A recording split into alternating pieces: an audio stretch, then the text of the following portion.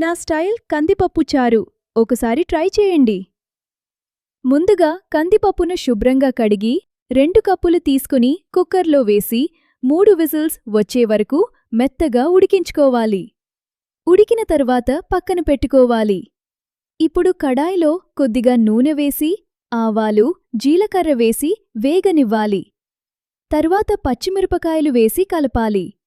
అవి వేగిన తర్వాత అల్లం, వెల్లుల్లి పేస్ట్, పసుపు వేసి మంచి వాసన వచ్చేవరకు ఫ్రై చేసుకోవాలి.